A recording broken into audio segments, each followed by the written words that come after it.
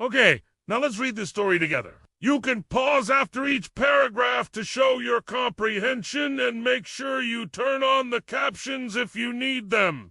Let's get into it. It was once upon a sunny morning in Barksville.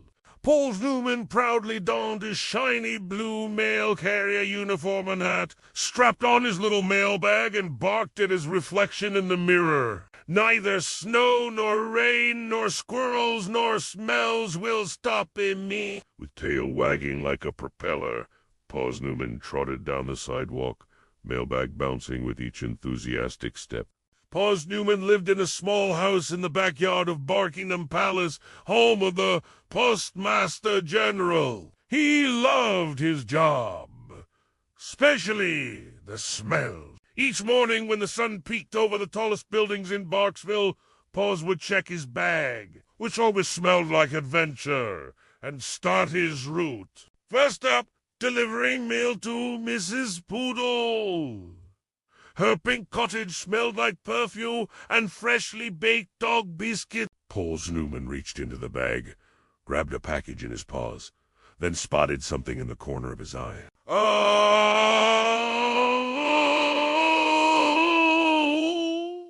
A tennis ball, just sitting there, looking all glorious and ready for action. Totally round and easy to grab. He froze. The package dropped. The ball seemed to wink at him, or so he imagined. Newman paused for only a nanosecond before launching after the ball, ears flapping in the wind, the package forgotten. He chased it into a bush, then into someone's pool. He hated that part, then through someone's brunch party. Sorry! When he finally returned, all soggy and panting, he spotted the package lying on the ground, now covered in crumbs. You're not very bouncy, he said, disappointed. Must have been all that water. He finally drops off the package. Were really upset, Mrs. Poodle. Realizing he was already late for his next delivery, Benny raced toward Mr. Chihuahua's apartment. He had exactly 17 seconds to drop the package in the mailbox and make it to the dog park before Rufus, the bulldog, grabbed the ball and hit it.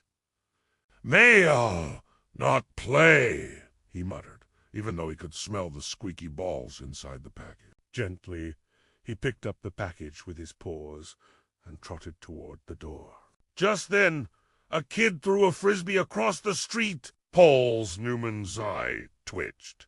Whoosh! He took off like a rocket, envelope still in mouth, leaping over fences, mail flying behind him like confetti. When he came to a stop, panting heavily, the package was gone, and he had a brand new stick in his hands. Rufus sat on the fence, watching him with a smug grin. Gotcha! He barked triumphantly, trotting away with the ball and frisbee. Betty sighed.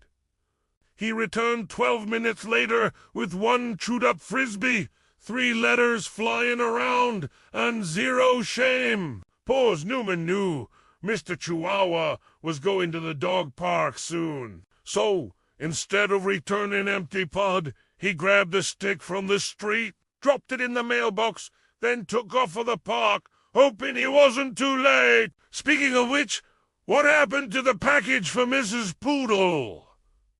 The one Paws Newman had found lying around. Well, it turns out Mrs. Poodle had ordered a new set of chew toys. She didn't even realize her old ones were missing. So when she got home and found a big hole in the box, she didn't think much of it. By the end of the day, Paws Newman had delivered 2 birthday cards. They landed in trees via airmail. 1 love letter to the wrong address. They started dating, so that's a win. A slightly soggy package of suck and a chew toy that he accidentally kept for himself. The postmaster looked at Benny, who was wagging proudly despite the chaos. He sighed and said, Well, at least some of it got delivered. Benny barked happily and launched himself after a passing drone. The postmaster shook his head and smiled. Life in Barksville will never get boring with Paws Newman around. But maybe he should have hired a Dalmatian.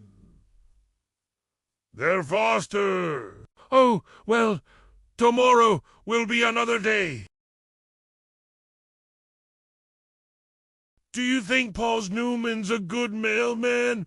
Why? Oh, why not? Let's talk about that in the comments below. If you enjoyed this story, be sure to share it with a friend. We'll see you next time for a brand new adventure.